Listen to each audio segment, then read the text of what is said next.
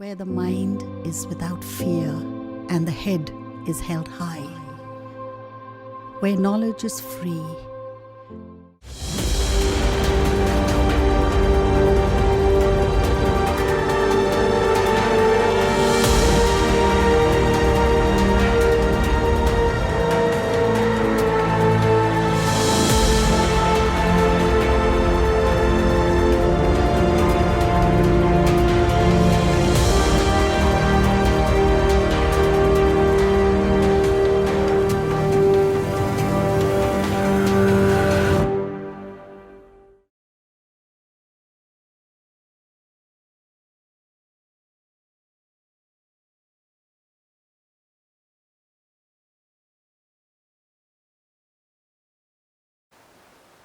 Hello students, আমার নাম শুভজিৎ চৌধুরী। আমি চণ্ডীপুর জুনিয়র হাই স্কুলের পদার্থবিদ্যা সহশিক্ষক।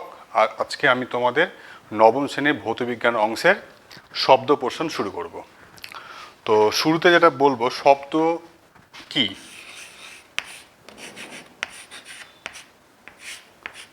আমরা প্রতিদিন আমাদের জীবনে মিউজিক শুনি।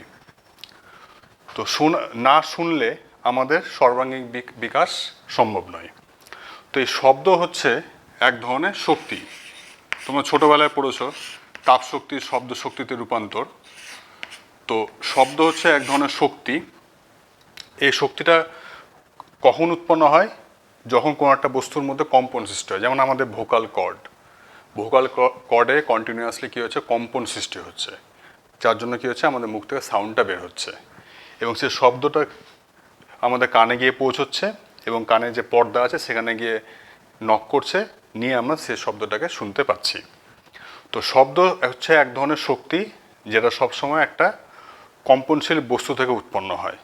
শব্দের যে উৎস, সেই উৎসকে আমরা বলি হচ্ছে শনক। শব্দের উৎসকে আমরা বলি হচ্ছে শনক। তো শব্দের ডেফিনেশনটি কি? তাহলে শব্দ হলো এক ধরনের শক্তি যা কোনো একটা কম্পনশীল বস্তু থেকে উৎপন্ন হয়ে জড় মাধ্যমের মধ্য দিয়ে এসে আমাদের কানে শ্রবণের বা শোনার অনুভূতি সৃষ্টি করে। তো একটা পরীক্ষার সাহায্যে আমি তোমাদের দেখাবো যে একটা কম্পনশীল বস্তুর মাধ্যমেই শব্দের সৃষ্টি হয়। খুব সহজ একটা পরীক্ষা। তোমরা নিশ্চয়ই স্কুলে সুরশলাকা দেখেছো, স্কুল ল্যাবরেটরিতে পেয়ে যাবে। দেখতে অনেকটা এরকম হয় সুরশলাকা। যদি এটাকে তুমি যদি মনে করো যে কোনো জায়গায় যদি আঘাত করো বা স্ট্রাইক করো, দেখবে এটা ভাইব্রেট করতে থাকে, কাঁপতে থাকে। এই কম্পনশীল অবস্থায় তুমি যদি মনে করো একটা ফাঁকা বাক্সের মধ্যে ধরো, ফাঁকা একটা মনে করো একটা বাক্স আছে, এরকম কিছু নয় বাক্সটার মধ্যে, ফাঁকা ফাঁপা বাক্স, এর মধ্যে শুধুমাত্র বাতাস আছে। যদি ধরো তো দেখবে আওয়াজ পাবে। বা একটা বাস্তব উদাহরণ দিচ্ছি, যদি তোমার যদি সুরশলাকা দেখে নাও থাকে, একটা বাস্তব উদাহরণ দিচ্ছি। দেখবে দাড়ি কাটার ট্রিমার হয় একটা, যখন আমরা ট্রিমারটা অন করি তখন দেখবে যে সেটা হচ্ছে আওয়াজ বেরোয়, ভিতরে ক্রমাগত কী হচ্ছে? কাঁপছে।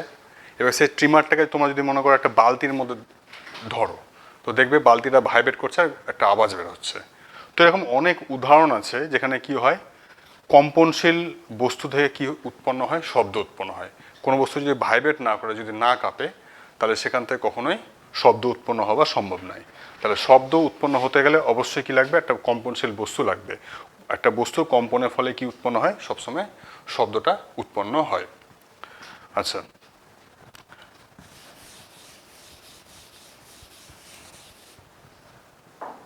এবার শব্দ বিস্তারের জন্য, শব্দ তো এমনি এমনি যেতে পারে না, শব্দ বিস্তারের জন্য সবসময় মনে রাখবে একটা মাধ্যমের দরকার পড়ে। মাধ্যম ছাড়া শব্দ যেতে পারে না। মাধ্যম তিন ধরনের হয়। শব্দ বিস্তারের জন্য দরকার মাধ্যম।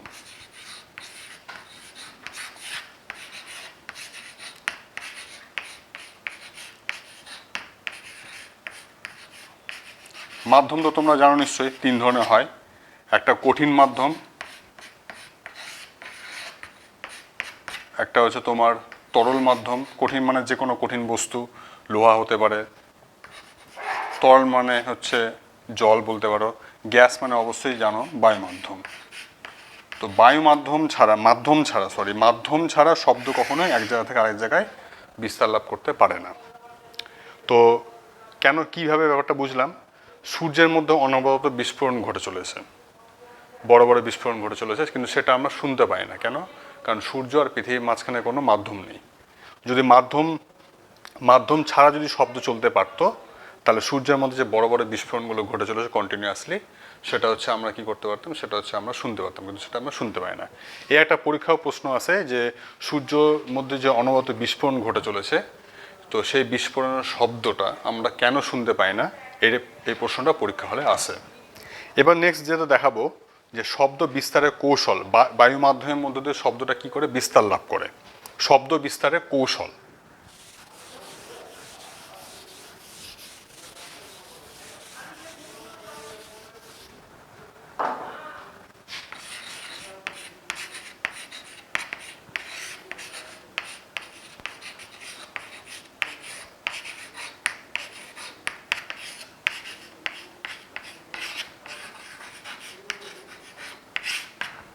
কি করে শব্দ বিস্তার করে?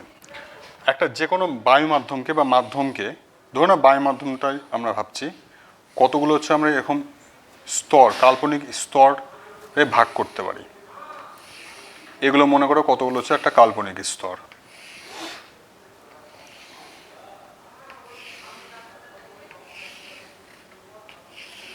কতগুলো কাল্পনিক স্তর। এবার মনে করো এখান থেকে কোনো একটা আওয়াজ বেরোলো, শব্দ বেরোলো, এটা বাতাসের স্তর, এটা হচ্ছে একটা স্থিতিস্থাপক মাধ্যম। তো তাহলে কি হবে, যখন এই শব্দটা, এটা শব্দ যাচ্ছে, শব্দটা কি করবে, স্তরটাকে কি করবে, সংকুচিত হবে। যখন শব্দটা এখন যাবে, তখন স্তরটাকে কি করবে, ধাক্কা দিবে, যার জন্য কি হবে, স্তরটা সংকুচিত হবে, কাছে আসবে স্তরগুলো।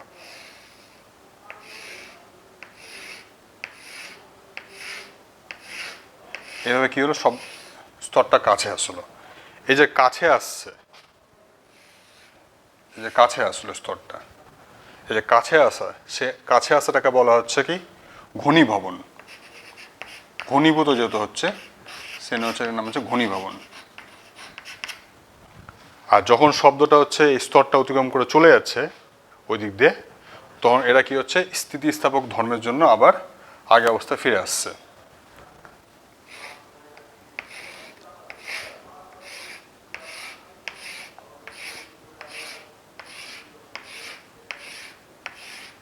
এই যে আগের অবস্থায় ফিরে চলে আসলো, এটার নাম হচ্ছে তনুভবন।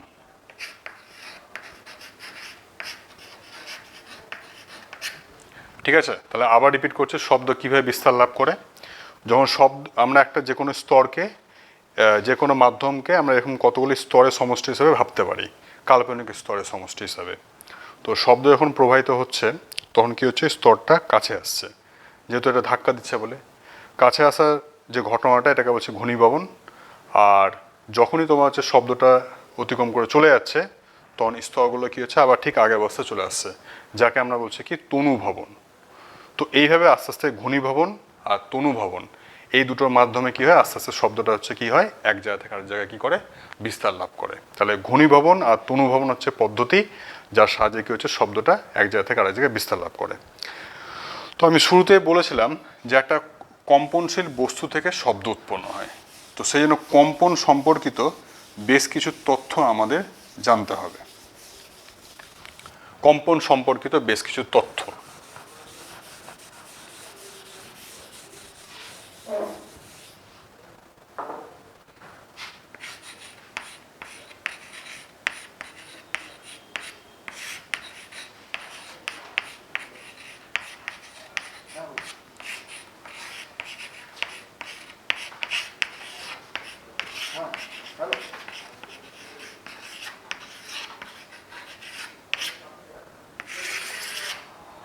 তথ্য নম্বর 1 হচ্ছে, পূর্ণ কম্পন কাকে বলে।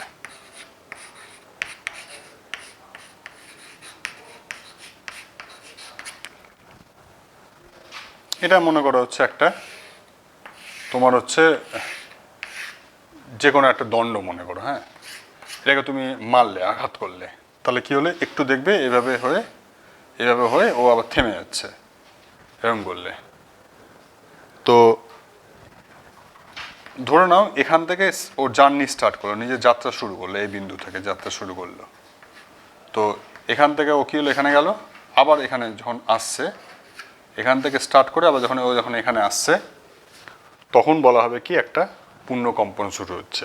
তাহলে পূর্ণ কম্পনের সংজ্ঞাটা কি, যে কোনো একটা কম্পনশীল বস্তু একটা বিন্দু থেকে যাত্রা শুরু করে যখন আবার পুনরায় সে বিন্দুতে ফিরে আসছে, তখন বলা হয় যে একটা পূর্ণ কম্পন সৃষ্টি হয়েছে। দ্বিতীয় হচ্ছে পর্যায়কাল।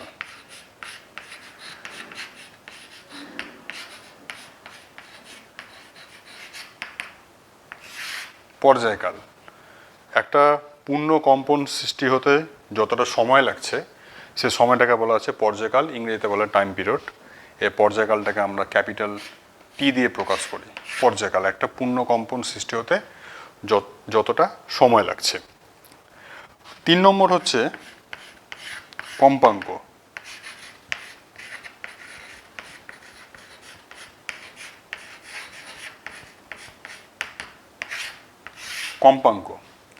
কম্পাঙ্কটা হচ্ছে 1 সেকেন্ডে যতগুলো এরকম পূর্ণ কম্পন সৃষ্টি হচ্ছে তাকে আমরা বলছি হচ্ছে কি কম্পাঙ্ক। 1 সেকেন্ডে এরকম যতগুলো পূর্ণ কম্পন বা পূর্ণ দোলন সম্পন্ন হচ্ছে, এটাকে আমরা দোলনও বলতে পারি। পূর্ণ কম্পন বা পূর্ণ দোলন সৃষ্টি হচ্ছে যতবার, সেই সংখ্যাটাকে আমরা কি বলছি, কম্পাঙ্ক এন বলছি।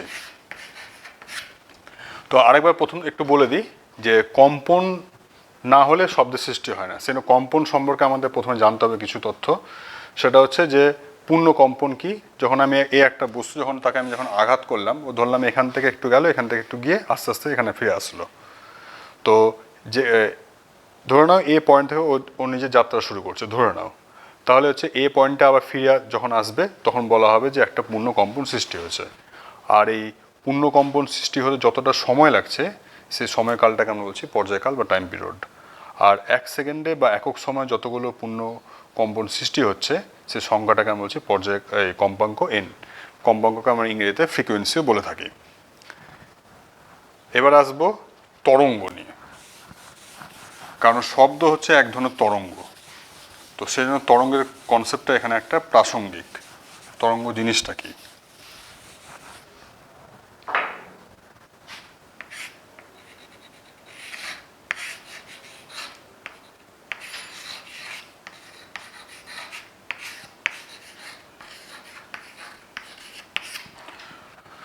দেখবে যখন আমরা স্থির জলাশয় বা জলে যখন কোনো ঢিল ফেলি আমরা, তখন দেখবে এরকম অনেকগুলো ঢেউয়ের মতো সৃষ্টি হচ্ছে। তো এই যে একটা ঢেউয়ের মতো সৃষ্টি হচ্ছে, এগুলো হচ্ছে একটা কি তরঙ্গ। তো তরঙ্গ জিনিসটা তাহলে কি দাঁড়াচ্ছে, যে একটা স্থিতিস্থাপক জড়মাধ্যম। স্থিতিস্থাপকতা সম্বন্ধে তোমাদের আগের ক্লাসে আমি বলেছি। আর স্থিতিস্থাপক জড়মাধ্যম, এই জড়মাধ্যমের যে কণাগুলো যখন সমষ্টিগতভাবে আন্দোলনের ফলে বা কম্পনের ফলে যে আন্দোলন সৃষ্টি হচ্ছে, সেটাকে আমরা কি বলছি, তরঙ্গ বলছি। তাহলে তরঙ্গ হচ্ছে এক ধরনের, বলতে পারো হচ্ছে আন্দোলন, ডিস্টারবেন্স। জলাশয়টা প্রথমে স্থির ছিল, ঠিকঠাক ছিল, আমরা করলাম কি ঢিল ফেলে তার যে সাম্যাবস্থা সেটাকে কি করলাম, ডিস্টার্ব করলাম। তো এই যে একটা ডিস্টারবেন্স, যেটা কি হয়, যে স্থিতিস্থাপক মাধ্যমের যে কণাগুলো আছে সে কণাগুলোর সমষ্টিগত কম্পনের ফলে সৃষ্টি হয়। কিন্তু মাধ্যমে যে কণাগুলো, সে কণাগুলো কোনো স্থানচ্যুত হয় না। আরও ডিটেলসে যদি দেখো, তোমরা নিশ্চয়ই টান টান করা তার দেখেছো, গিটারে হতে পারে বা বাড়িতে যে কোনো দেখবে, সেই তারটাকে টেনে সামান্য পরিমাণে টেনে ছেড়ে দাও, তো তারটা দেখবে এইভাবে এইভাবে কী করতে থাকে, ভাইব্রেট করতে থাকে। তাহলে এটা হচ্ছে এক ধরনের কি তরঙ্গ।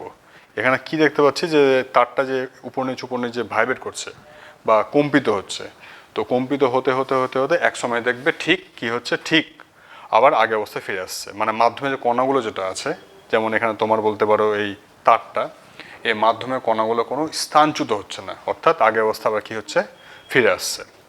তো তাহলে তরঙ্গ সংজ্ঞাটা দেয় পরীক্ষায়। তো সংজ্ঞাটা কীভাবে দেবে, তোমরা বলবে তরঙ্গ হচ্ছে এক ধরনের আন্দোলন, যেটা হচ্ছে কোনো একটা স্থিতিস্থাপক জড় মাধ্যমে কণাগুলোর সমষ্টিগত কম্পনের মাধ্যমে সৃষ্টি হয়। পরের টপিক হচ্ছে তরঙ্গের প্রকারভেদ। তরঙ্গকে আমরা অনেক রকমভাবে ভাগ করতে পারি। তো এখানে হচ্ছে তরঙ্গের যে কণাগুলো যে গতিপথ, সে গতিপথের দিক অনুসারে আমরা তরঙ্গকে দুভাগে ভাগ করেছি। মাধ্যমের কণাগুলো তরঙ্গ গতির সঙ্গে কেমনভাবে থাকছে, এই যে দিক, সে দিকের বেসিসে ভাগটা আমরা করাচ্ছি। এটাই তোমাদের সিলেবাসে আছে। বাকি ডিটেলস যেগুলো আছে, যে তরঙ্গের যে আরও শ্রেণীবিভাগ আছে, যেমন গতিপথের সীমা অনুসারে, সেটা তোমার ক্লাস 12-এ গিয়ে তরঙ্গ পোর্শনটাতে গিয়ে তোমরা পড়বে। তো তরঙ্গটা দুই ধরনের, একটা হচ্ছে তোমার অনুধৃত তরঙ্গ,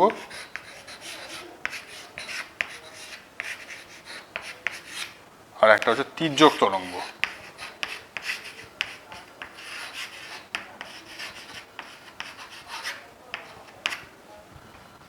একটা অনুধৃত তরঙ্গ, একটা তির্যক তরঙ্গ। এটাকে এবার আমি ব্যাখ্যা করছি যে অনুধৃত তরঙ্গটা কি। স্প্রিং আমরা প্রত্যেকে দেখেছি। এই একটা স্প্রিংটাকে সামান্য পরিমাণ টেনে নিয়ে যদি ছেড়ে দিই, তাহলে স্প্রিংটা কেমন হবে? স্প্রিংটা এইভাবে কাছে এসে কোনো একটা মুহূর্তে এরকম হয়ে যাবে, সংকুচিত হয়ে যাবে, কাছে চলে আসবে। এইভাবে স্প্রিংটা আছে, টেনে কি করলাম, এদিকে বল প্রয়োগ করে টেনে, এদিকে বল প্রয়োগ করে বল দিয়ে টেনে ছেড়ে দিলাম। তাহলে স্প্রিংটা কি হবে, উপর নিচে কি করবে, ভাইব্রেট করবে। তো কোনো একটা মুহূর্তে ভাইব্রেট করতে করতে মনে করে এই অবস্থায় এসছে। তাহলে এখানে কি হচ্ছে, তরঙ্গটা কিন্তু কীভাবে যাচ্ছে, তরঙ্গটা এইভাবে যাচ্ছে, এটা তরঙ্গের অভিমুখ। আর কণাগুলো মানে স্প্রিংয়ের যে স্প্রিং তো একটা কঠিন মাধ্যম, তো সেই কঠিন মাধ্যমে যে কণাগুলো, সেই কণাগুলো কি করছে, এইভাবে ভাইব্রেট করছে। অর্থাৎ কণার যে গতিপথটা সেটা হচ্ছে এটা, এরকমভাবে ভাইব্রেট করছে। এটা হচ্ছে তরঙ্গের অভিমুখ, এটা তরঙ্গের অভিমুখ, আর এটা হচ্ছে কণার অভিমুখ। তাহলে এখানে আমরা দেখতে পাচ্ছি যে তরঙ্গের অভিমুখটা আর কণার যে অভিমুখ, এই দুটো পরস্পর কেমন হয়ে গেল, পরস্পর প্যারালাল হচ্ছে, সমান্তরাল হচ্ছে। তো এই ধরনের তরঙ্গকে আমরা বলবো হচ্ছে অনুদৈর্ঘ্য তরঙ্গ, লংগিচুডিনাল ওয়েভ ইংরেজিতে বলা হয়। তাহলে অনুদৈর্ঘ্য তরঙ্গের সংজ্ঞা দিলে তোমরা কেমনভাবে লিখবে সংজ্ঞাটা, যে তরঙ্গের ক্ষেত্রে তরঙ্গের অভিমুখ আর মাধ্যমের যে কণাগুলো আছে তাদের অভিমুখ পরস্পর সমান্তরাল হয়, সেই তরঙ্গকে আমরা বলবো হচ্ছে অনুদৈর্ঘ্য তরঙ্গ। তাহলে অনুদৈর্ঘ্য তরঙ্গ বিষয়টা বুঝতে পারলে, আমি স্প্রিংয়ে উদাহরণ দিয়ে বললাম। এবার লক্ষ্য করো, যখন আমি শব্দ বিস্তারের কৌশল পড়েছিলাম তখন কি বলেছিলাম, যে স্তরগুলো কি হচ্ছে, একবার কাছে আসছে, একবার দূরে যাচ্ছে। তাহলে শব্দ যেদিকে যাচ্ছে, স্তরগুলো অর্থাৎ মাধ্যমিক কণাগুলো কি হচ্ছে, পরস্পর সমান্তরাল হচ্ছে। তাহলে আমরা এর থেকে বলতে পারি কি, শব্দ হচ্ছে অনুদৈর্ঘ্য তরঙ্গ। শব্দ হলো অনুদৈর্ঘ্য তরঙ্গ, কারণ শব্দ বিস্তারের অভিমুখ আর মাধ্যমের কণাগুলোর গতিপথের অভিমুখ পরস্পর কেমন, সমান্তরাল। পরের টপিক হচ্ছে তির্যক তরঙ্গ। তির্যক তরঙ্গকে আমরা ইংরেজিতে বলি ট্রান্সভার্স ওয়েভ। এটা হচ্ছে, আমি একটা ছবি দিয়ে বোঝাচ্ছি।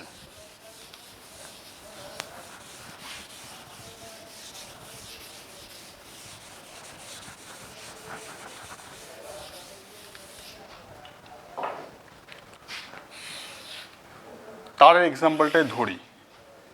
তারটাকে কি করলাম, একটা তারকে টেনে আমি কি করলাম, ছেড়ে দিলাম। তারটা এইভাবে ভাইব্রেট করবে। এরকম ভাইব্রেশনের বিভিন্ন রকম কৌশল আছে, তোমরা সেটা পরবর্তী ক্লাসে গিয়ে পড়বে, ক্লাস 11-এ গিয়ে পড়বে। তো এইভাবে কি হচ্ছে, তারটা এইভাবে ভাইব্রেট করতে থাকে আস্তে আস্তে। তো এখানে দেখো তোমরা, তরঙ্গটা তোমার এদিকে যাচ্ছে, ধরে নাও তরঙ্গটা এদিকে যাচ্ছে, কিন্তু মাধ্যমিক কণাগুলো কেমনভাবে কাঁপছে, তরঙ্গের সাথে লম্বভাবে কাঁপছে। তাহলে এটা হচ্ছে কি তরঙ্গ, তির্যক তরঙ্গ। তাহলে তির্যক তরঙ্গ কাকে বলে, যে তরঙ্গের ক্ষেত্রে তরঙ্গের গতির অভিমুখ আর মাধ্যমের কণাগুলোর কম্পনের অভিমুখ পরস্পর লম্ব হয়, সেই তরঙ্গকে আমরা কি বলবো, তির্যক তরঙ্গ বলবো। ইংরেজিতে আমরা বলবো হচ্ছে ট্রান্সভার্স ওয়েভ। এবার তির্যক তরঙ্গের ক্ষেত্রে বেশ কিছু কথা আমাকে বলতে হবে, বেশ কিছু টার্ম আমাদের জানতে হবে।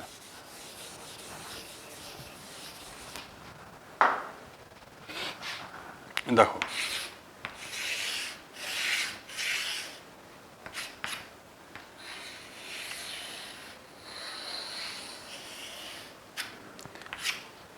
এটা একটা তরঙ্গে, আমি তির্যক তরঙ্গের ছবি আঁকলাম। তো এখানে তোমরা দেখতে পাচ্ছ একটা এ পয়েন্টের কথা ভালো করে লক্ষ্য করো।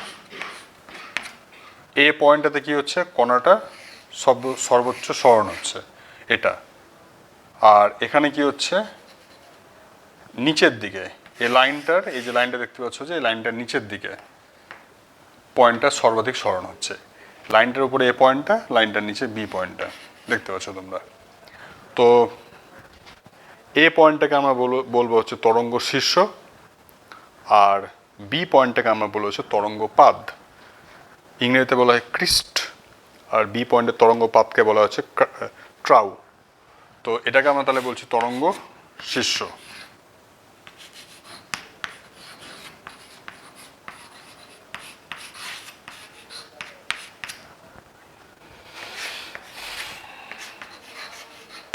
আর এটাকে আমরা বলবো হচ্ছে তরঙ্গপাদ। উপরে সর্বাধিক সরণ হচ্ছে এখানে, এই লাইনটার নিচের দিকে কণাটা সর্বাধিক সরণ হচ্ছে। এবার এই তরঙ্গটাকে নিয়েই হচ্ছে আমরা তরঙ্গের বেশ কিছু ডেফিনেশনে আসবো। যেমন প্রথম ডেফিনেশন হচ্ছে কি পূর্ণ তরঙ্গ।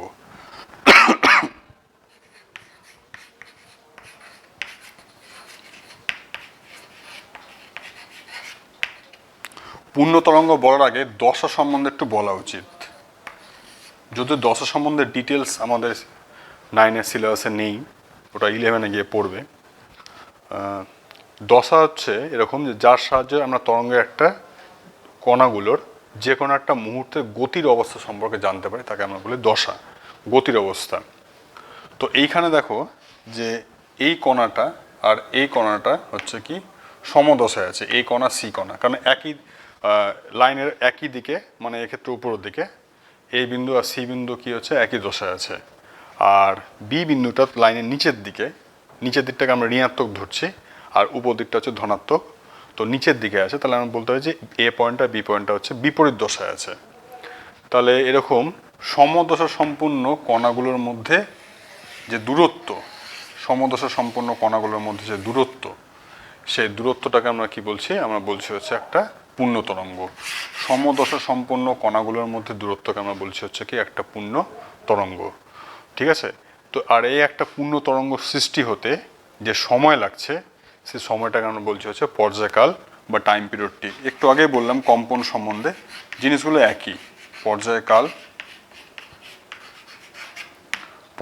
হচ্ছে টি, পর্যায়কাল টি। আর 1 সেকেন্ডে এরকম যতগুলো পূর্ণ তরঙ্গ সৃষ্টি হচ্ছে তাকে আমরা বলবো হচ্ছে কম্পাঙ্ক বা ফ্রিকোয়েন্সি এন।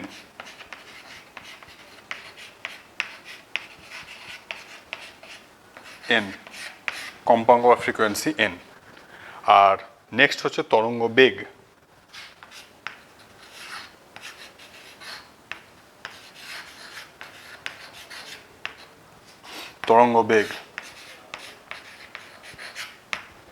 তরঙ্গ বেগ হচ্ছে, বেগ মানে তোমরা জানো সরণ বাই সময়কে আমরা বেগ বলি। একক সময় একটা নির্দিষ্ট দিকে কোনো বস্তুকণা যতটা সরণ হয় তাকে আমরা বলি হচ্ছে বেগ। তো এখানে হচ্ছে একক সময় একটা তরঙ্গ যতটা পথ অতিক্রম করে, একক সময় একটা তরঙ্গ যতটা পথ অতিক্রম করে তাকে আমরা বলছি হচ্ছে কি তরঙ্গ বেগ বলছি, তরঙ্গ বেগ।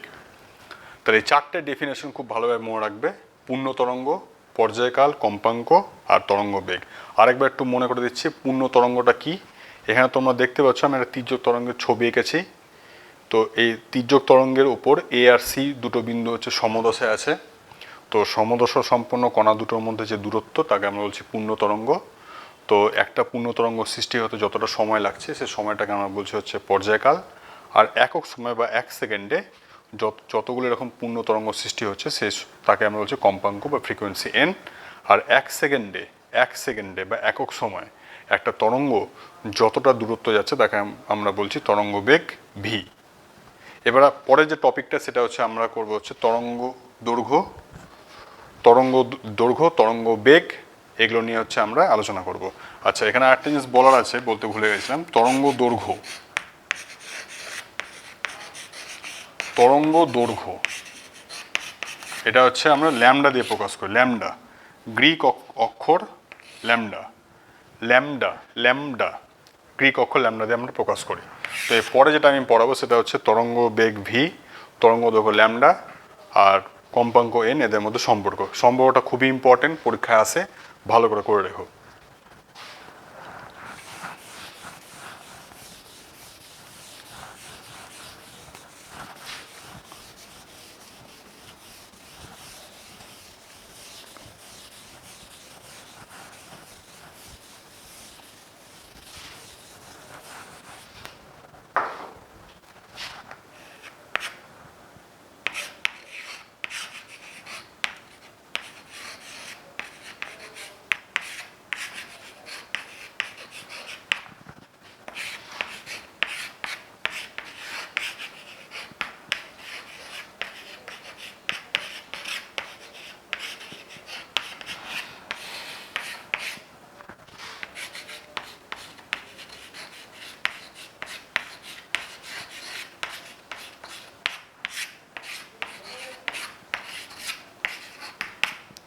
তাহলে তরঙ্গ বেগ ভি, তরঙ্গ দৈর্ঘ্য ল্যামডা, কম্পাঙ্কের মধ্যে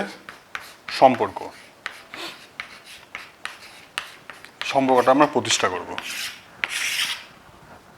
তো প্রথমে বললাম যে একটা পূর্ণ তরঙ্গ দৈর্ঘ্য হচ্ছে একটা পূর্ণ তরঙ্গের যে দৈর্ঘ্য, সেটাকে আমরা বলছি হচ্ছে তরঙ্গ দৈর্ঘ্য ল্যামডা। তাহলে একটা পূর্ণ তরঙ্গের যে দৈর্ঘ্যটা সেটা হচ্ছে ল্যামডা। আর এনটা কি বলেছিলাম? এনটা বলেছিলাম কম্পাঙ্ক বা ফ্রিকোয়েন্সি, মানে এক সেকেন্ডে যতগুলো পূর্ণ তরঙ্গ সৃষ্টি হচ্ছে। তাহলে কম্পাঙ্ক যদি এন হয়, তাহলে এক সেকেন্ডে কতগুলো পূর্ণ তরঙ্গ সৃষ্টি হচ্ছে? এন সংখ্যক পূর্ণ তরঙ্গ সৃষ্টি হচ্ছে। তাহলে সেটা লিখছি আমি এখানে, এক সেকেন্ডে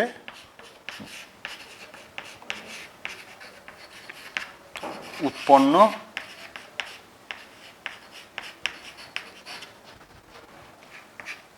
পূর্ণ তরঙ্গ দৈর্ঘ্য কত? সেটা ল্যামডা। ল্যামডা তো পূর্ণ তরঙ্গ সংখ্যা, নট তরঙ্গ দৈর্ঘ্য, তরঙ্গ সংখ্যা হলো এন। এক সেকেন্ড উৎপন্ন পূর্ণ তরঙ্গ সংখ্যা এন। এবার একটা পূর্ণ তরঙ্গের দৈর্ঘ্য কত? ল্যামডা। তাহলে একটি পূর্ণ তরঙ্গের দৈর্ঘ্য কত? ল্যামডা। তাহলে এন সংখ্যক পূর্ণ তরঙ্গের দৈর্ঘ্য কত হবে? এন সংখ্যক ঐকিক নিয়মে গুণ হয়ে যাবে, বেশি হবে বলে গুণ, তাহলে এন ইন্টু ল্যামডা। আর এখানে আমি কি বললাম যে এক সেকেন্ডে উৎপন্ন পূর্ণ তরঙ্গ সংখ্যা হচ্ছে এন। তাহলে এক সেকেন্ডে তরঙ্গটা কতটা পথ যাচ্ছে বলো? এন ল্যামডা পরিমাণ। তাহলে এক সেকেন্ডে একটা তরঙ্গ কত পরিমাণ পথ যাচ্ছে? N lambda. তাহলে এক সেকেন্ডে যে পরিমাণ পথ যায় সেটাকে আমরা বলছিলাম কি? শব্দের বেগ ভি। তাহলে ভি সমান সমান আমরা বলতে পারি কি? N into lambda. এই সম্পর্কটা একটা খুব ইম্পর্টেন্ট সম্পর্ক, এটা ভালো করে পড়ে রাখবে। ভি সমান সমান হচ্ছে এন ল্যামডা। এবার এদের এককগুলোতে আমি আসছি। ভি এর একক হচ্ছে, এসআই একক হচ্ছে জানো তোমরা, মিটার পার সেকেন্ড। সিজিএস একক কত হবে? Centimetre per second. ল্যামডার একক কী হবে? এটা ভি এর একক, ল্যামডার এককে আসছে। এবার এসআই একক হচ্ছে মিটার আর সিজিএস একক হচ্ছে সেন্টিমিটার। ফ্রিকোয়েন্সি এন নিয়ে আমার কিছু বলার আছে এর এককটা নিয়ে।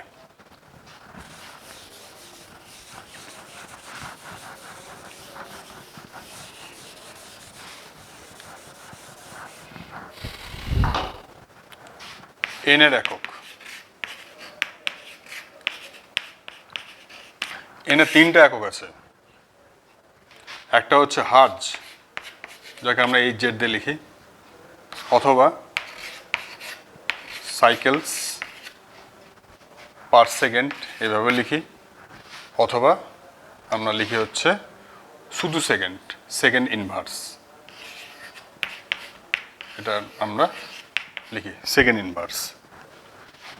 একটা হচ্ছে হার্জ, একটা হচ্ছে সাইকেলস পার সেকেন্ড, আর একটা হচ্ছে সেকেন্ড ইনভার্স, এটা আমরা লিখি।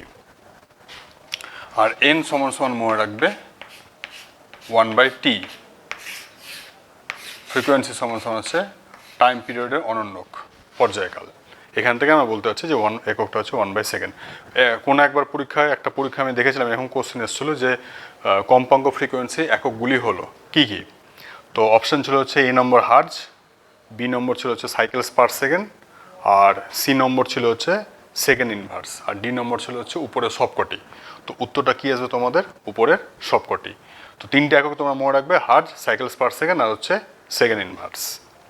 তো এই সম্পর্কটা ভি সমান এন ল্যামডা সম্পর্কটা খুবই ইম্পর্ট্যান্ট, বেশিরভাগ অনেকবার এসছে পরীক্ষায়, ভালো করে যত্ন সহকারে করবে আর এককগুলোকে ভালো করে মনে রাখবে। এবার এই ভি সমান এন ল্যামডা, এই যে সূত্রটা যেটা আজকে প্রমাণ করলাম, এই প্রমাণের উপর আমি বেশ কয়েকটা অঙ্ক তোমাদের করাবো। ভৌতবিজ্ঞান মানে কিন্তু শুধু থিওরি পড়া না, মনে রাখবে থিওরির পাশাপাশি তোমার হচ্ছে অঙ্কও করে রাখতে হবে, নিউমেরিক্যালস করে রাখতে হবে। নিউমেরিক্যালস যদি করে না রাখতে পারো তাহলে তোমার হচ্ছে কনসেপ্ট যেটা আছে, যে থিওরিটিক্যাল কনসেপ্ট, সে কনসেপ্টগুলো ক্লিয়ার হবে না। তো সেই জন্য হচ্ছে অঙ্কটাও তোমরা থিওরির পাশাপাশি করে রাখবে। তো 1 নম্বর অঙ্কটাতে আমি আসছি।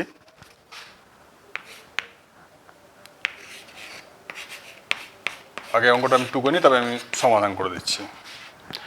প্রথম অঙ্কটা হচ্ছে এরকম যে একটি বেতার কেন্দ্র 60 মিটার তরঙ্গ দৈর্ঘ্যের বেতার সম্প্রচার করে, ওই তরঙ্গের কম্পাঙ্ক কত? এখানে একটা জিনিস দেখো, তোমার শুধুমাত্র কি দেওয়া আছে? তরঙ্গ দৈর্ঘ্যটা দেওয়া আছে, আর কিছু দেওয়া নেই। তো কম্পাঙ্ক বার করতে হলে আমাদের কি লাগবে? আমাদের লাগবে হচ্ছে তরঙ্গ দৈর্ঘ্য। তো একটা জিনিস মনে রাখবে, বেতার তরঙ্গটা হচ্ছে আলোর বেগ নিয়ে চলে। আলোর বেগ কত তোমরা নিশ্চয়ই জানো, 3 × 10⁸ মিটার পার সেকেন্ড। তো তাহলে উত্তরটা এরকম দাঁড়াবে যে আমরা জানি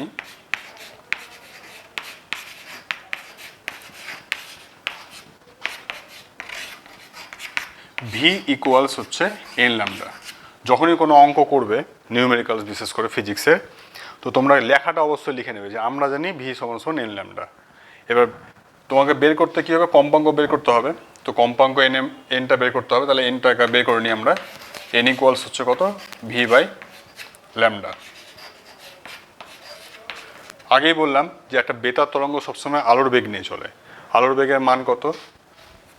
3 × 10⁸ মিটার পার সেকেন্ড।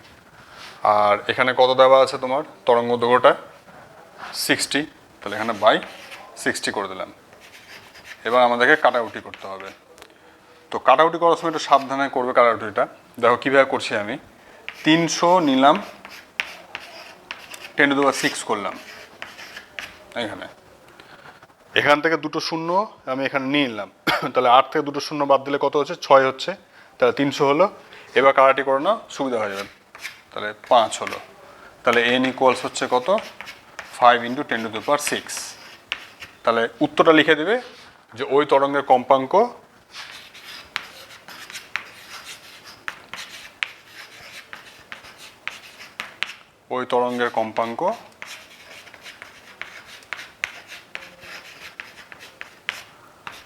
একক লিখতে ভুলবে না, 5 × 10⁶ হার্জ, অথবা সাইকেলস পার সেকেন্ড, অথবা সেকেন্ড ইনভার্স। তো এইভাবে লিখে লিখে অঙ্কগুলো করতে হবে। এটা হলো এক ধরনের অঙ্কের টাইপ। এবার আসছে দ্বিতীয় টাইপের অঙ্ক।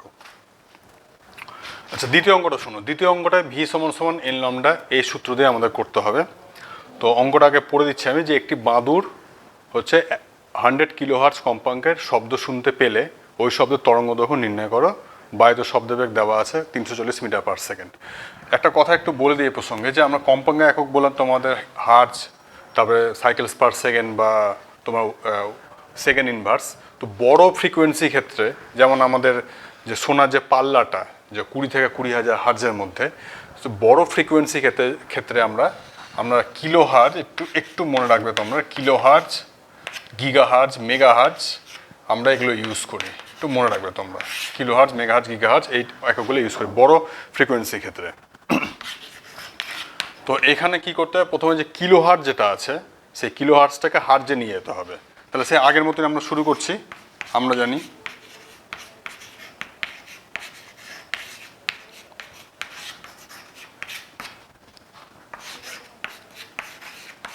ভি সমান এন ল্যামডা, তাহলে বার করতে হবে ল্যামডা আমাদের। তো ল্যামডা ইকুয়ালস হচ্ছে কত, ভি বাই এন। ভি এর মানে এবার দেওয়া আছে বায়ুতে শব্দের গতিবেগ 340 মিটার পার সেকেন্ড, তাহলে 340 মিটারই রেখে দিলাম। আর এন এর মানটা 100 কিলো হার্জ দেওয়া আছে, তাহলে 100 কিলো হার্জ থেকে আমি কি করব, হার্জে নিয়ে যাব। সেজন্য আমি কি করব 1000 দিয়ে গুণ করব। পাশে আমি এই টপিকটা এটা আমি লিখে দিচ্ছি যে 1 কিলো হার্জ 1000 হার্জ, এটা এই করে রাখবে, মনে রাখবে। তাহলে ল্যামডা মানটা দেখি কত আসছে, এই জিরো ক্যান্সেল হয়ে গেল। তাহলে আমরা এটাকে এভাবে লিখছি 34 × 10⁻⁴, 34 × 10⁻⁴। এটা কেন হলো, এই যে এখানে একের পর কটা শূন্য হচ্ছে, এখানে 4টে শূন্য হচ্ছে। এবার নিচে আছে যেহেতু, উপরে গেলে কি হবে মাইনাস হয়ে যায়, তোমরা সূচকে পড়েছো, 10⁻⁴ হয়ে গেল। তাহলে তরঙ্গ দৈর্ঘ্য কত হবে, ওই শব্দের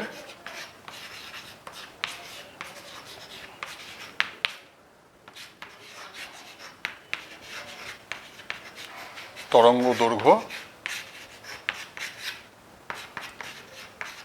34 × 10⁻⁴ মিটার। যেহেতু আমরা এখানে শব্দের বেগটা কিছু দেওয়া আছে, মিটারে দেওয়া আছে। আচ্ছা, তৃতীয় অঙ্কটা ওই ভি সমান এন ল্যামডা দিয়ে করতে হবে, কিন্তু অঙ্কটা একটু ঘুরিয়ে দেওয়া আছে। যে একটি সুর শলাকার কম্পাঙ্ক 400 সেকেন্ড ইনভার্স, যখন শলাকাটি 600টি পূর্ণ কম্পন সম্পন্ন করে ততক্ষণে শব্দটা 500 মিটার যায়। তো বায়ুতে শব্দের বেগ ও তরঙ্গের তরঙ্গদৈর্ঘ্য নির্ণয় করে। একটু ঘুরিয়ে অঙ্কটা দেওয়া আছে, ওই জন্য অঙ্কটা দেওয়া তোমাদের সামনে। তো 600টা পূর্ণ কম্পনের শব্দ কতটা যাচ্ছে বলো, 500 মিটার যাচ্ছে। তাহলে 600টি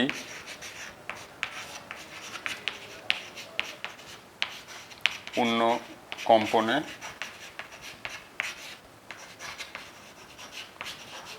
শব্দ যায়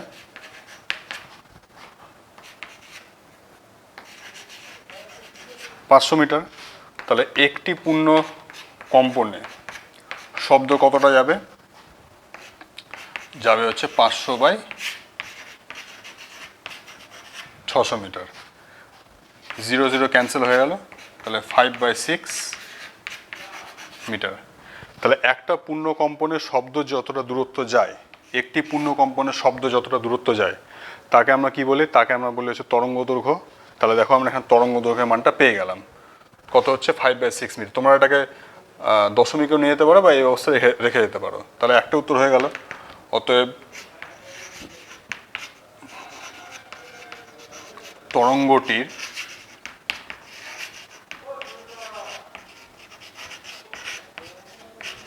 তরঙ্গ দৈর্ঘ্য হলো 5/6 মিটার। 5/6 মিটার, এটা পেয়ে গেলাম। দ্বিতীয় উত্তর চেয়েছে কি, যে তরঙ্গ বায়ুতে শব্দের বেগ নির্ণয় করো। তরঙ্গ দৈর্ঘ্য কত পেলাম, 5/6 মিটার পেলাম। তাহলে এবার ওখান থেকে আমরা শব্দের বেগটা পেয়ে যাব। তাহলে অতএব বায়ুতে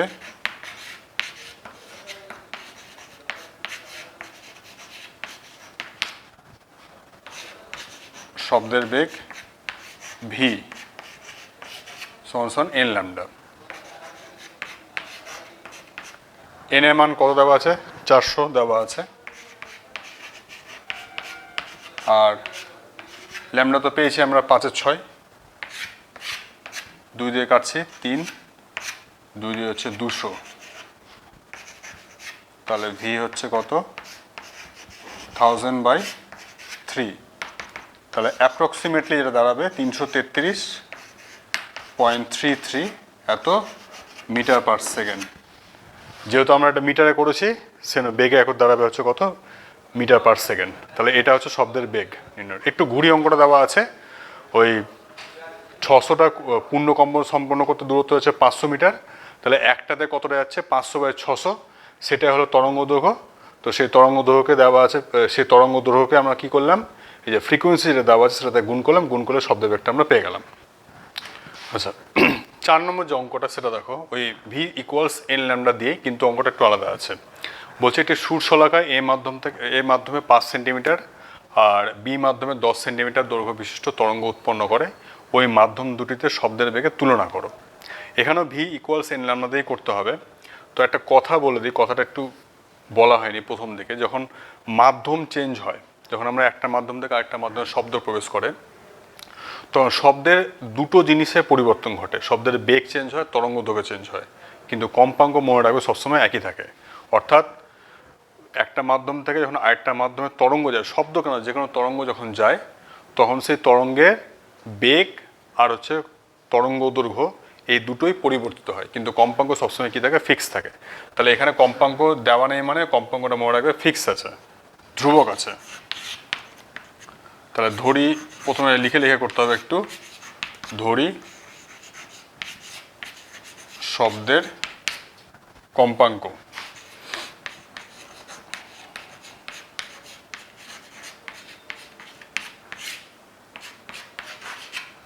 এন। এবার এই মাধ্যমে কি দেওয়া আছে, তরঙ্গ দৈর্ঘ্য দেওয়া আছে কত, 10 সেন্টিমিটার। তাহলে এ মাধ্যমে, অতএব এ মাধ্যমে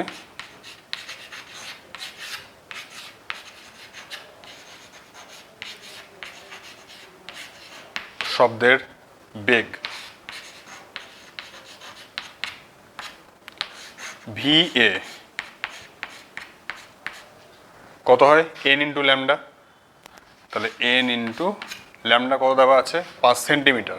যেহেতু এখানে সেন্টিমিটার বলে দেওয়া আছে, ওই জন্য আমরা শব্দের বেগটাকে ধরে নেব হচ্ছে, দেখো কী হবে, সেন্টিমিটার পার সেকেন্ড। এই মাধ্যমে বি মাধ্যমের ক্ষেত্রে কি হবে, বি মাধ্যমে শব্দের বেগ কত হবে, এন ইন্টু তরঙ্গ দৈর্ঘ্য কত দেওয়া আছে, 10 দেওয়া আছে, 10 সেমি পার সেকেন্ড। এবার তুলনা বের করতে বলা মানে মনে রাখবে অনুপাত বের করতে হবে, অনুপাতের মাধ্যমে আমরা তুলনা করব। তাহলে কি লিখবো, অতএব এ ও বি মাধ্যমে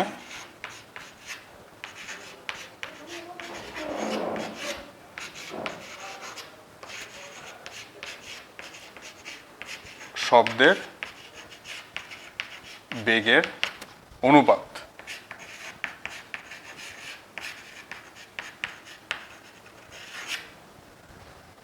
তাহলে VA is to VB, VA is to VB. তাহলে এখানে কত হচ্ছে বলো, N into 5 is to N into 10। তাহলে এন এন ক্যান্সেল হয়ে যাচ্ছে, আর 5 দিয়ে যদি আমি 10কে যদি কেটে দিই, তাহলে কত হচ্ছে 1/2। তাহলে বা ভিএ ইস টু ভিবি হলো হচ্ছে কত, 1:2। তাহলে যখনই তুলনা বার করতে বলবে মনে রাখবে, তখন তোমাদের কি করতে হবে, শব্দের বেগের অনুপাত বার করতে হবে। আর এই অঙ্ক থেকে একটা গুরুত্বপূর্ণ বিষয় আমরা জানতে পারলাম, সেটা হচ্ছে যে যখন একটা মাধ্যম থেকে একটা মাধ্যমে শব্দ বা তরঙ্গ প্রবেশ করে, তখন তার কম্পাঙ্কটা এখানে ফিক্স থাকে, স্থির থাকে। তো এই যে 4টা যে অঙ্ক আমি করলাম, ভি ইকুয়ালস এন ল্যামডার সূত্র দিয়ে, এই ধরনের অঙ্ক তোমাদের পরীক্ষায় আসে। তো এই অঙ্কগুলো খুব যত্ন সহকারে করবে। এবার একটু পরের টপিকটাতে আমি চলে যাচ্ছি।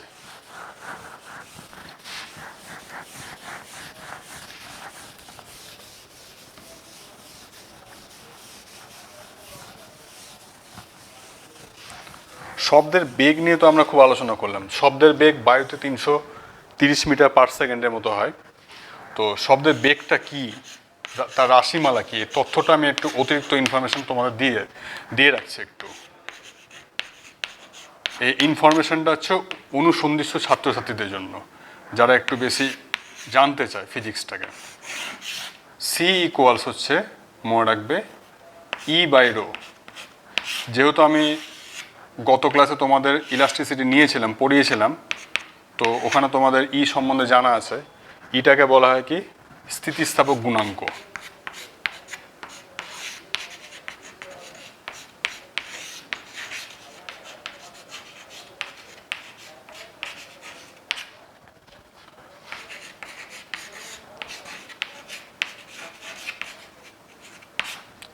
স্থিতিস্থাপক গুণাঙ্ক ইটাকে বলা হয়, আর রোটাকে বলা হয় হচ্ছে মাধ্যমের ঘনত্ব।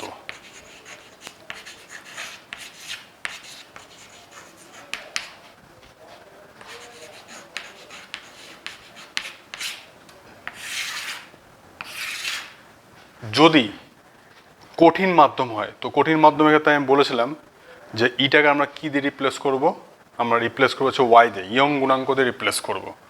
তো কঠিন মাধ্যমের ক্ষেত্রে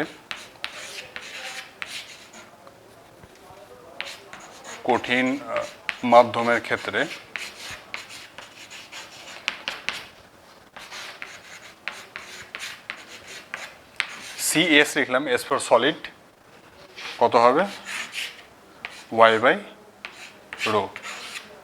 লোহার ক্ষেত্রে, তামার ক্ষেত্রে ইয়ং গুণাঙ্কের মান আমরা জানি, ওয়াইটাকে ইয়ং গুণাঙ্ক বলা হয়, লিখে দিচ্ছি আমি সেটা। ওয়াই হলো ইয়ং মডুলাস বা ইয়ং গুণাঙ্ক।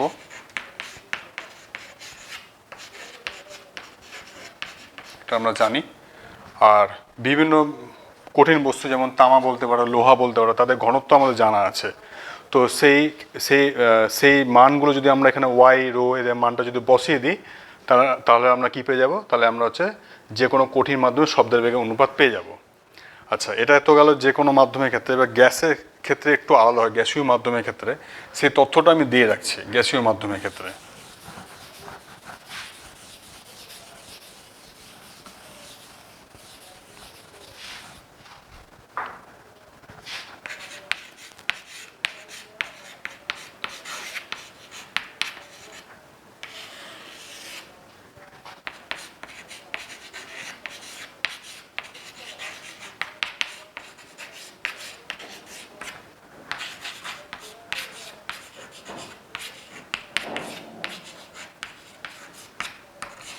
সিজি লিখলাম, জি ফর গ্যাস,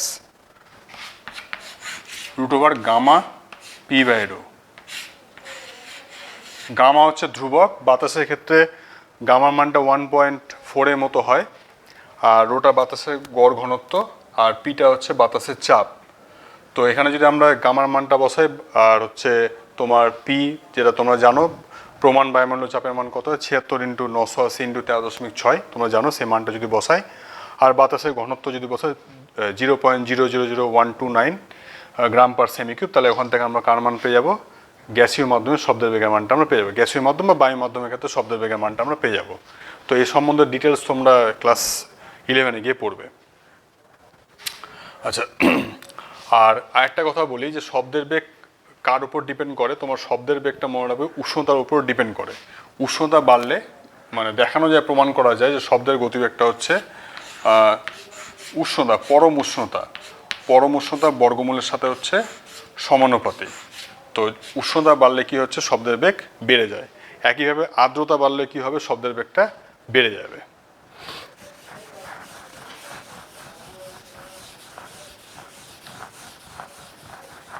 এবার আসবো অনুরণন।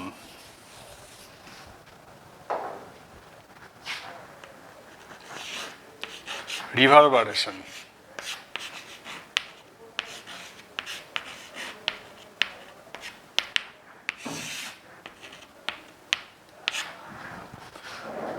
যখন আমরা কোনো ফাঁকা হল ঘরে দাঁড়াই, ফাঁকা হল ঘরে দাঁড়ানোর পর বা ফাঁকা মাঠে যখন দাঁড়াই, তখন আমরা যখন কোনো শব্দ করি, তো সেই শব্দটা কী হয়, বারবার আমাদের কানে এসে পৌঁছতে থাকে। মূল শব্দ যদিও থেমে যায়, তবুও কী হয়, সে শব্দের যে রেসটা, সে শব্দটা বারবার কী হয়, বিভিন্ন প্রান্ত থেকে কী হচ্ছে, প্রতিফলিত হয়ে কী হচ্ছে, আমাদের কানে এসে পৌঁছয়। তো এই যে প্রতিফলিত হয়ে আসছে বারবার করে, সেটাকে আমরা কী বলছি হচ্ছে আমরা অনুরণন। আর যে শব্দগুলো আমাদের কানে এসে পৌঁছচ্ছে তাদেরকে আমরা বলে হচ্ছে প্রতিধ্বনি বা ইকো।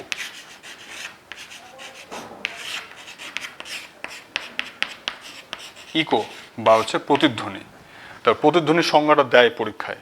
কি সংজ্ঞাটা কি লিখবে তোমরা, যে একটা উৎস থেকে শব্দ যখন দূরে কোনো প্রতিফলক দ্বারা প্রতিফলিত হয়ে আমাদের কানে মূল শব্দ থেকে পৃথকভাবে এসে শোনা যায়, তখন সেই পৃথকভাবে আসা শব্দটাকে আমরা কি বলছি, প্রতিধ্বনি বা ইকো বলছি। আর এই প্রতিধ্বনিটা যখন আমরা বারবার করে শুনতে পারি, তখন তাকে আমরা কি বলছি, অনুরণন বা রিভারবারেশন। মানে অনুরণনটা আর কিছুই না, বলতে পারো হচ্ছে মাল্টিপল ইকোস, মানে হচ্ছে অনেক প্রতিধ্বনি। তো এই অনুরণনটা আর প্রতিধ্বনি এই বিষয়টা আমাদের যে কোনো হল ঘর, বিশেষ করে তোমার অডিটোরিয়ামের মতো হল ঘর ডিজাইনের ক্ষেত্রে, যাকে আমরা অ্যাকাউস্টিক্স বলি, সেই ডিজাইনের ক্ষেত্রে আমাদের একটা গুরুত্বপূর্ণ ভূমিকা পালন করে। তো সেই জন্য আমাদেরকে এই যখন কোনো আমরা হল ঘর তৈরি করব, তো সেই হল ঘর তৈরি করার সময় অবশ্যই আমাদের প্রথমত নজর রাখতে হবে যে প্রতিধ্বনি বা ইকো বা রিভারবারেশন যেটা আমরা বলছি, সেটা যেন কি হয়, মিনিমাম হয়, অপটিমাম হয়। তো এবার যে শর্তটাতে আমরা আসবো, যে ডিডাকশনটা, সেটা হচ্ছে যে একটা প্রতিধ্বনি, একটা যে কোনো শব্দের প্রতিধ্বনি, সেই প্রতিধ্বনি শোনার জন্য উৎস আর প্রতিফলক, এটা হচ্ছে উৎস, ধরে না এখান থেকে শব্দ উৎপন্ন হচ্ছে, আর এই যে প্রতিফলক, সেই প্রতিফলকটা মধ্যে দূরত্ব কত হবে, ন্যূনতম দূরত্বটা কত হবে, সেটা আমরা বার করব।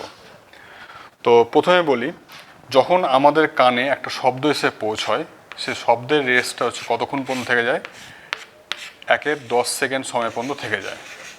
আমাদের কানে যখন কোনো শব্দ এসে পৌঁছয়, তখন সেই শব্দের রেসটা 1/10 সেকেন্ড সময় পর্যন্ত থেকে যায়। অর্থাৎ 1/10 সেকেন্ডের থেকে কম সময়ের মধ্যে যদি দুটো শব্দ আমাদের কানে এসে পৌঁছয়, তখন সেই দুটো শব্দকে আমাদের মস্তিষ্ক পৃথক করতে পারে না। এটাকে বলা শ্রুতি নির্বন্ধ।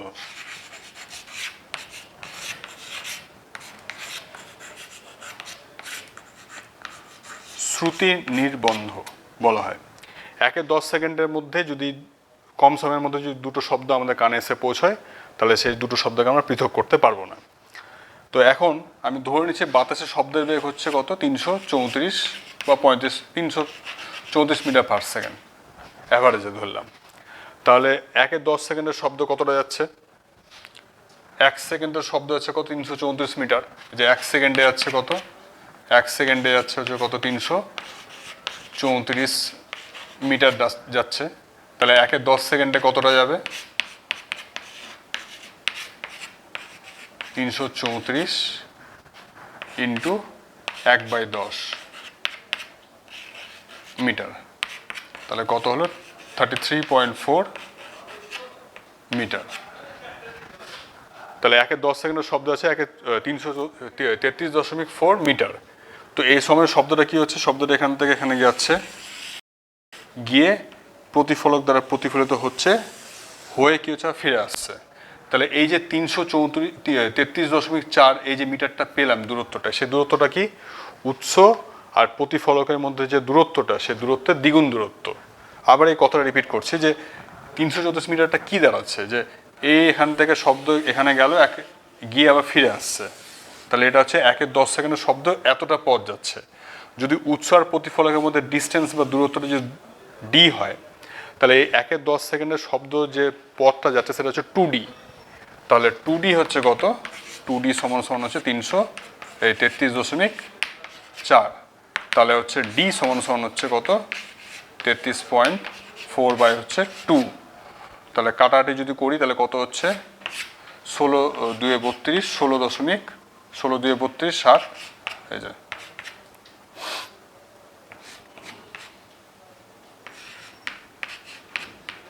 এত মিটার। 16×2=32, এই দূরত্ব, এটা হচ্ছে দূরত্ব একটা একমাত্রিক শব্দের প্রতিধ্বনি শোনার জন্য। একমাত্রিক মানে একটা শব্দ, হয়তো মনে করো নেতাজি শব্দ, মনে করো নেতাজি শব্দটা আছে, এই শব্দটার মনে করো হচ্ছে পুরোটা না, শুধুমাত্র এন অক্ষরটা, একটা অক্ষর, এর যে প্রতিধ্বনি শোনার জন্য ন্যূনতম দূরত্ব কত হতে হবে, উৎস আর প্রতিফলকের মধ্যে 16.7 মিটার। এই একটা কথা বলে দিই, এই যে শব্দের বেগটা আমি ধরলাম 334 মিটার পার সেকেন্ড, এটা মনে রাখবে, একটা গড়ে একটা ধরলাম। এবার যদি উষ্ণতা বা টেম্পারেচার যদি চেঞ্জ হয়, তাহলে শব্দের বেগটা কী হবে, চেঞ্জ হয়ে যাবে। তো সেই ক্ষেত্রে আমাকে আলাদা মাপের, আলাদা মানে এখানে বসাতে হবে। তো আর যদি মনে করো 5 মাত্রিক বলে, তাহলে কি করব আমরা, এখানে কটা শব্দ আছে, 1 2 3 4 5 6 মাত্রিক, 6টা আছে। তো 6টা অ্যালফাবেটের জন্য আমরা কি করব, এটাকে 6 দিয়ে গুণ করে দেবো। তাহলে একমাত্রিক শব্দের প্রতিধ্বনি শোনার যে ন্যূনতম দূরত্ব, যদি শব্দের বেগটাকে আমি যদি 334 মিটার পার সেকেন্ড ধরি, তাহলে কত, উৎস আর প্রতিফলকের মধ্যে দূরত্ব কত হতে হবে, 16.7 মিটার পার সেকেন্ড। তো আজকের মতো আমরা এখানে শেষ করছি ব্যাপারটা, কারণ শব্দ চ্যাপ্টারটা খুব বড় চ্যাপ্টার আছে। তো যদি একদিনে পুরোটা পড়িয়ে দিই তাহলে পুরোটা কভার হবে না, সময় আমাদের খুব কম। তো সেই জন্য দ্বিতীয় পোর্শনটা যে এই যে শব্দে যে প্রতিফলন, শব্দের যে প্রতিফলন, যে অনুরণন বা প্রতিধ্বনি যেটা পড়লাম, এই পর্যন্ত আজকের পাঠটা, এর পরের দিন আমরা হচ্ছে বাকি পাঠটা কমপ্লিট করব। এবং বাকি পাঠ কমপ্লিট করার সাথে সাথে আমরা বাকি অংশের যে অঙ্ক, বিশেষ করে এই ধরনের যে অঙ্ক, এখান থেকে অনেকটা অঙ্ক আছে যে অনুরণন কী বা তার প্রতিধ্বনি কী বা প্রতিধ্বনির দূরত্ব কত হবে, এই সংক্রান্ত অঙ্ক তোমাদের অনেক আছে। তো সেই অঙ্কটা নিয়ে আমরা পরের ক্লাসে ডিসকাস করব।